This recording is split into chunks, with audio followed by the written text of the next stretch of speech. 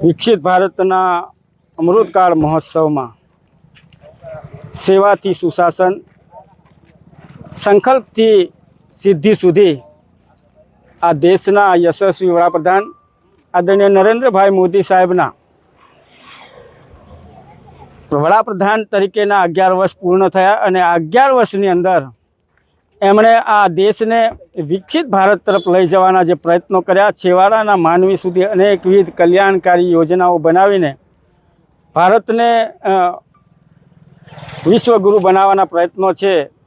ત્યારે એમના 11 વર્ષમાં જે એમણે સંકલ્પથી સિદ્ધિ સુધીની સિદ્ધિઓ પ્રાપ્ત કરી છે, ત્યારે અમે લોકોએ પણ છોટાઉદેપુર લોકસભા મત વિસ્તારમાં આવતા નાગરિકો, છોટાઉદેપુર જિલ્લાના કાર્યકર્તાઓ અને હું સાથે મળીને પદયાત્રાનું આયોજન કર્યું અને આ પદયાત્રાથી અમે લોકો ઝંડ હનુમાન અને પાવાગઢ ખાતે મા કાલીના દર્શન કરીશું, એમને પૂજા અર્ચના કરીશું અને વંદન કરીશું અને માને વિનંતી કરીશું કે નરેન્દ્રભાઈનું દીર્ઘાયુ વધે, એમને તબિયત સારી રહે અને એમને કામ કરવાની ડબલ શક્તિ આપે. એના માટે અમે પ્રાર્થના કરવા માટે પગપાળા યાત્રા કરી છે.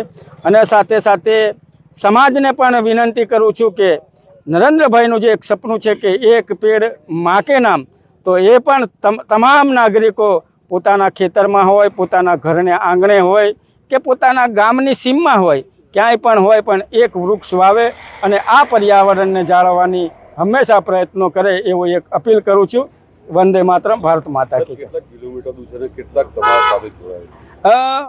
અમે 75 કિલોમીટર ચાલવાના છે. બે નાઇટ અને 2 દિવસનો પ્રવાસ છે. કેટલીક જગ્યાએ અમે ભોજનનો વિરામ લઈશું, કેટલીક જગ્યાએ ચા નાસ્તા માટે પણ વિરામ લઈશું અને જે કાર્યકર્તાઓ સાથે જોડાય એ ખભે ખભા મિલાવીને અમે સાથે. ગુજરાતમાં પ્રથમ એવા સાંસદ હશો કે જે પદયાત્રા કરી રહ્યા છે? ના, હવે અનેક પદયાત્રાઓ થઈ છે અને ઘણી યાત્રામાં હું પણ સામેલ થયો છું, પણ મારી આ પ્રથમ પદયાત્રા છે. આ એ કોઈ મોટી નવાઈની વાત નથી. આ તો ઈશ્વર શક્તિ આપે, માતાજી શક્તિ આપે ને દેશ માટે નીકળવાનું છે. ઈશ્વર તો શક્તિ આપી છે, પણ તમને કેવું ફીલ થયું છે તમે પદયાત્રા પર નીકળી રહ્યા? બસ અમને તો આમ લાગી રહ્યું છે કે અમને બોલાવા આવ્યા છે ને અમે ચાલ્યા છે.